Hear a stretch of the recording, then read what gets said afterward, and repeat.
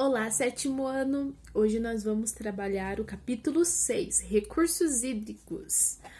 Abram então a apostila de vocês na página 226, tá? Na página dos recursos hídricos.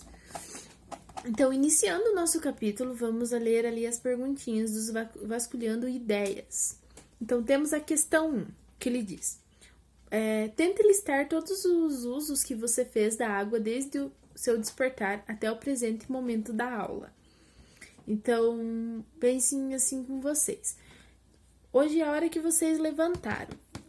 Como que vocês utilizaram a água? Até agora, assim. Pensem vocês no que vocês utilizaram a água até agora. Já aqui na questão 2, vamos ver, vai falar assim: que importância da água tinha para as antigas civilizações? Qual a importância que a água tinha para as antigas civilizações? O uso é o mesmo nos dias de hoje? Dê exemplos de povos que habitam e também dependem diretamente dos rios.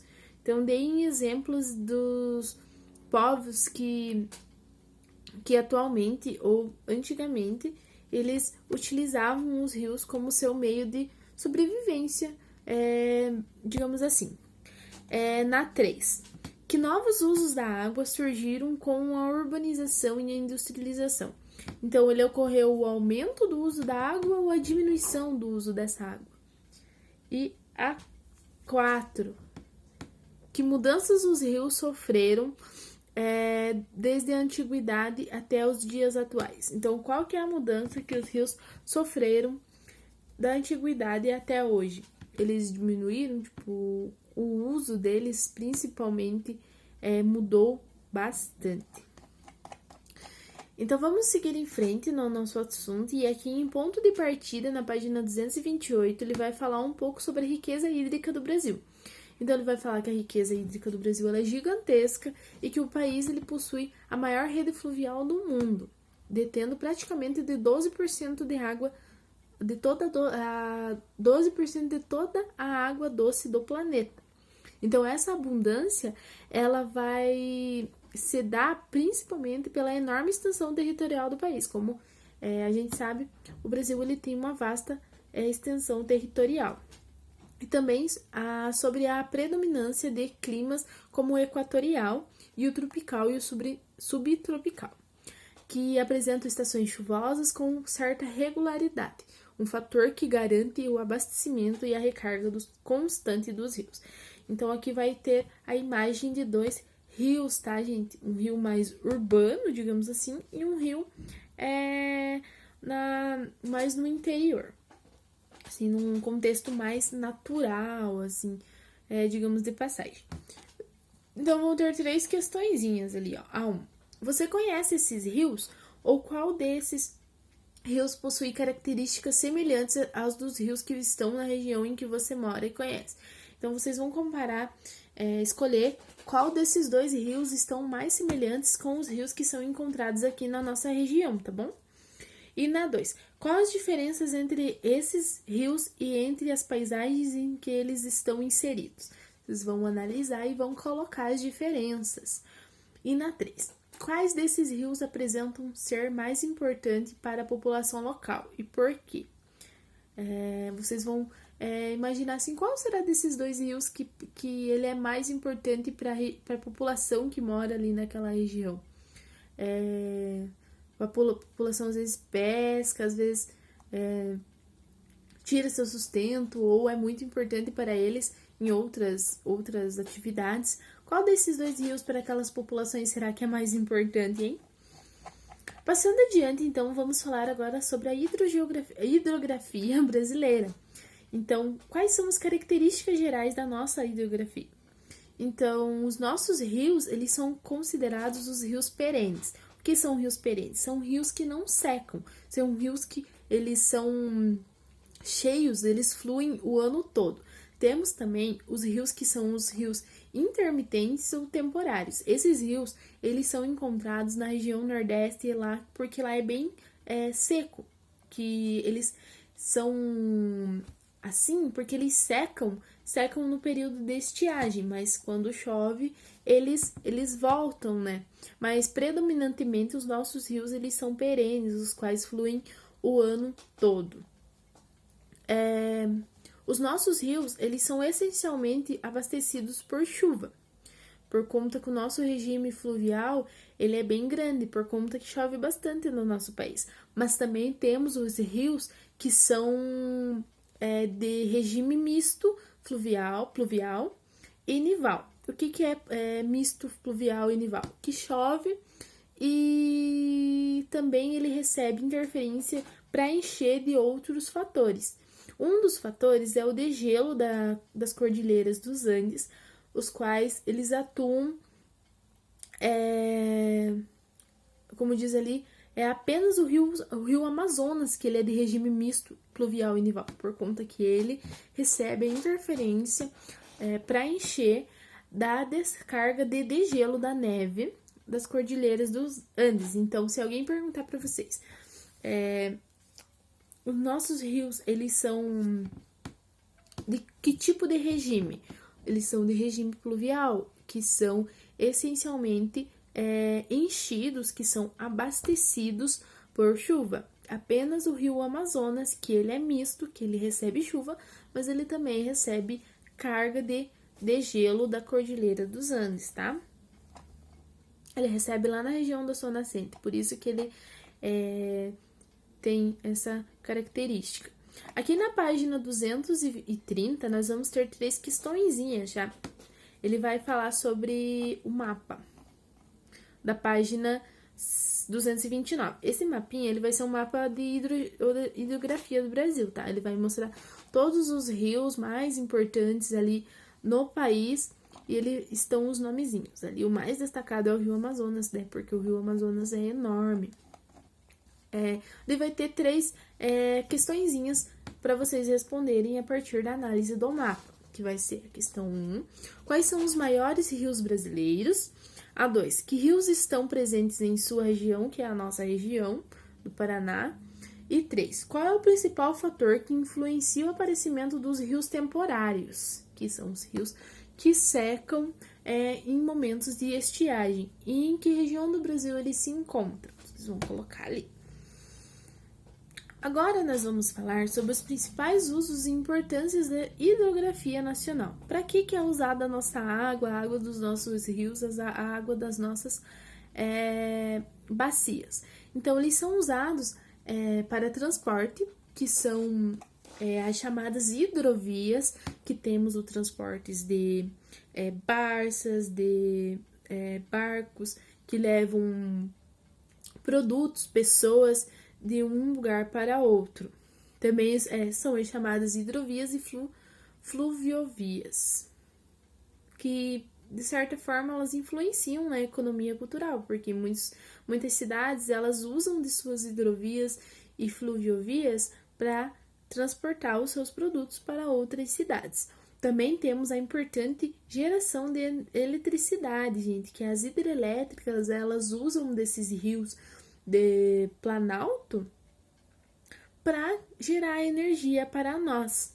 E um dos rios, os rios brasileiros, essencialmente, eles são utilizados para o abastecimento da população urbana e rural, para a irrigação de produção agrícola e para o fornecimento de alimento através da pesca. Então, essas são outras atividades para quais são utilizados os nossos rios brasileiros. Aqui na página 231, vamos ter um mapinha que vai falar sobre as principais fluviovias do Brasil, que são as estradas nos rios. Então, são os rios os quais eles são utilizados para transporte de produtos, de mercadorias, de pessoas e tudo mais. Então, vai ter 2 questõezinhas ali, que é sobre o mapa, que é para vocês responderem. E na 1 vai ter qual a importância deste meio de transporte para a economia brasileira? E 2. Qual é a maior fluviovia brasileira? E qual deve ser a razão para isso? Então, vocês vão responder ali, tá? Mais adiante, nós vamos falar agora de como que os rios se formam, conhecendo os rios. Então, os rios, eles nascem nas partes mais elevadas do relevo. Ali na página 232, nós podemos ter uma imagenzinha, nós temos uma noção de como ocorre isso. Então, ali no 1, na parte 1, é a parte da nascente, é a parte que ele nasce, que é a parte mais elevada do terreno. Então, como por conta da própria gravidade, ele vai descendo para as partes mais baixas. E temos a parte 2 ali, que vai ser onde vai ser o meio dele. Gente, quando ele nasce, a parte da nascente, ela é denominada o curso superior do rio, tá? Que também podemos chamar ela de montante de um rio. Então, a parte nascente e a parte superior do rio é a chamada a montante de um rio. Daí temos a parte do curso médio, que é o curso médio do meio, que temos a metade do rio ali onde ele vai descendo. E temos o curso inferior, que é a parte onde ele vai desaguar em outro rio ou no mar, que é a chamada foz, ou a chamada jusante de um rio. Então, é onde ele deságua. Então, esse deságue do rio, ele pode ocorrer de 3 formas distintas, que é o estuário, que é onde o rio deságua por uma via única, tipo, não tem interferência de nada. Ali na imagenzinha ali do canto a gente pode perceber, ó, a de cima ali é a foz em estuário, tipo, ele não teve interferência de nada, ele desceu por si só e não tem nenhuma ramificação. Já o delta, ele vai ser essa ramificação que temos no deságue do rio. Geralmente, quando o deságue ocorre em uma área plana ali antes de chegar no oceano, né? Então, ele vai ter essa formação em delta, que é uma formação, uma ramificação. E temos a mista, que temos tanto em estuário, tanto em delta. Que tem lugar, tipo, quando o rio é bem largo, ele pode ter o deságue em estuário e a foz em delta também, juntos os dois tipos.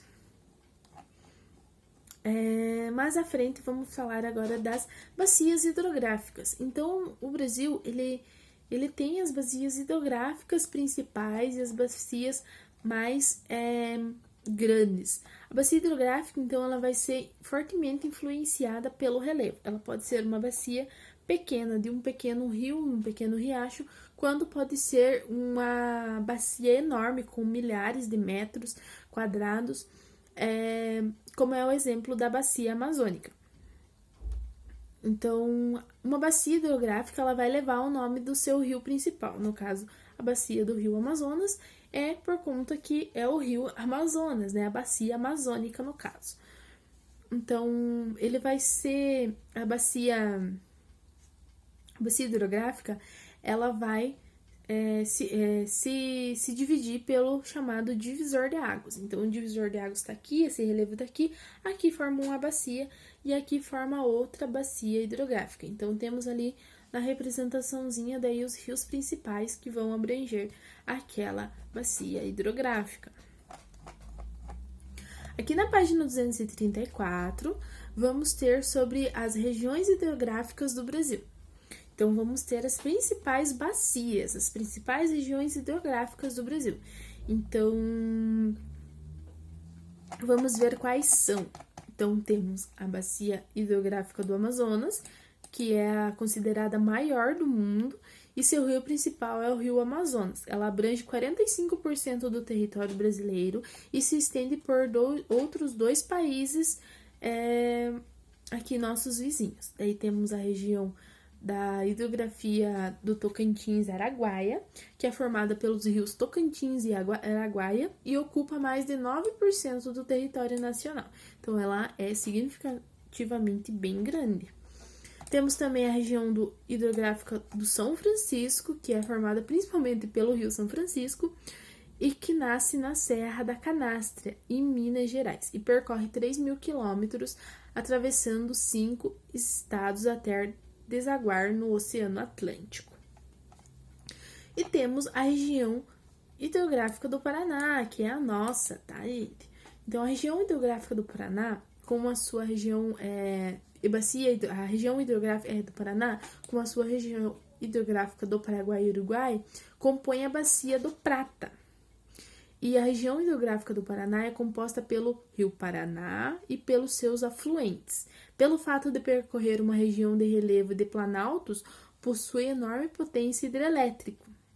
Por conta que eu disse que os rios, para ter influência hidrelétrica, tem que ser rios de planalto, gente. Então, aqui no nosso estado, se vocês perceberem, tem muitas usinas hidrelétricas. Então, por isso, porque temos 3 planaltos no nosso estado. Então, olha, ali diz que é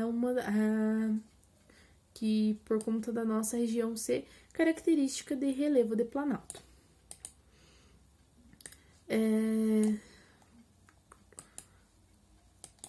Então, aqui na página 236, vamos ter algumas questõezinhas.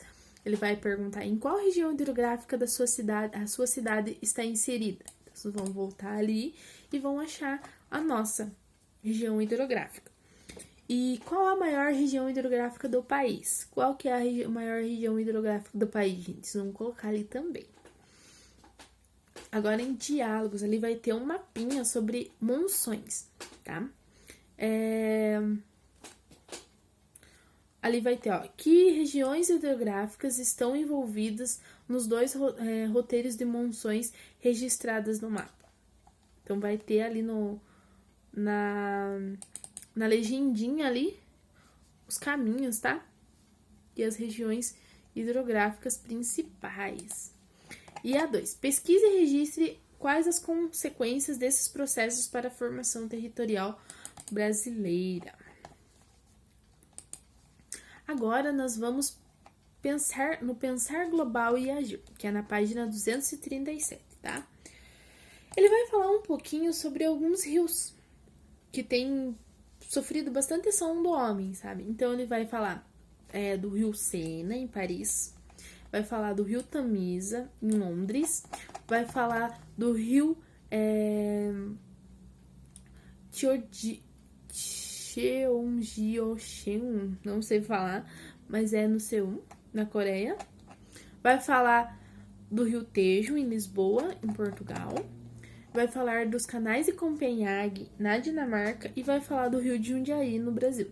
Então, aqui, depois de ler todos esses textinhos sobre cada texto, que vai falar sobre as ações, influências do homem nesses rios, vai pedir ali para vocês responderem as questõezinhas, tá, gente? Então, tem, destaque 3 medidas citadas no texto que foram tomadas para a revitalização desses rios. Aponte, na 2, aponte a ação de despoluição que mais foi realizada em todos esses rios. Qual sua relação com o aumento das populações urbanas? Na 3, que consequências esse programa de revitalizações trouxeram para essas cidades? E 4, os rios brasileiros citados no texto são pertencentes à região hidrográfica brasileira? Vamos responder de acordo com o textinho, tá, galera?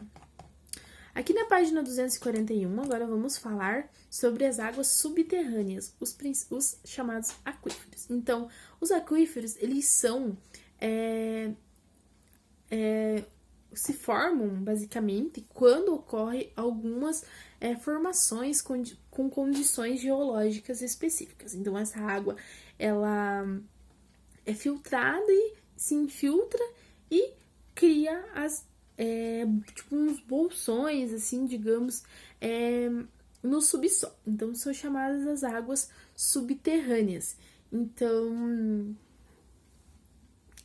alguns principais aquíferos aqui do Brasil são 2, que é o aquífero da Grande Amazônia, que é o chamado Saga, e o chamado aquífero Guarani, gente, que abrange a nossa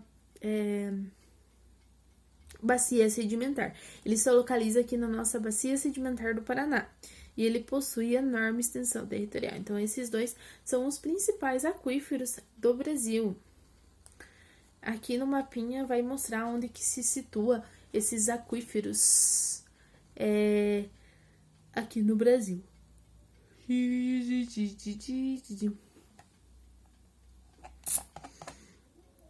Aqui na página 242 ele vai falar um pouquinho sobre os aquíferos, tá?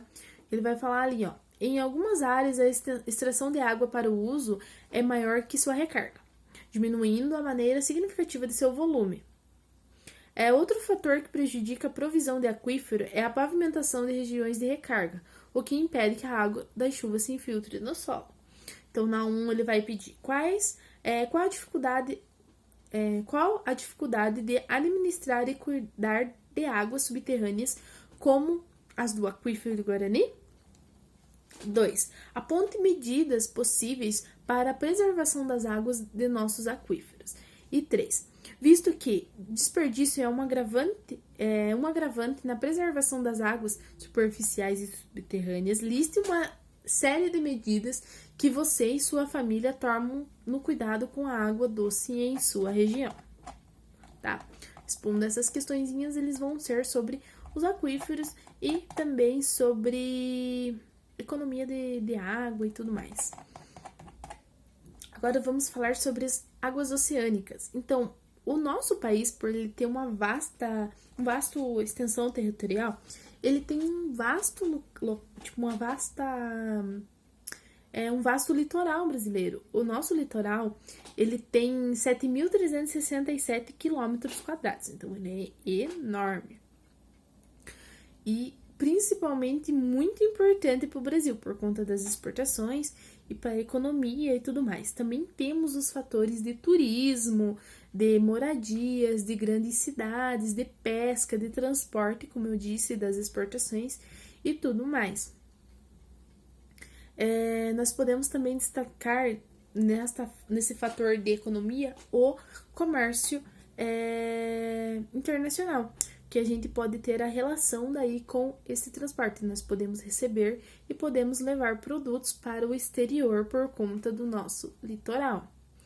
Então, a nossa região litorânea, ela apresenta grande concentração urbana. Sendo assim, os dejetos oriundos de esgoto, dos não tratados, além dos lixos domésticos e industrial, são grandes causadores da poluição, que afetando não só a biodiversidade marina, mas também todo o ecossistema e a sociedade diretamente envolvida com os recursos marítimos. Então, nós não temos, em alguns lugares, eles são jogados lixos, são jogado esgoto no mar, e isso prejudica muito a vida marinha e toda a sociedade em si que mora naquela região. E afeta e mata animais marítimos e tudo mais.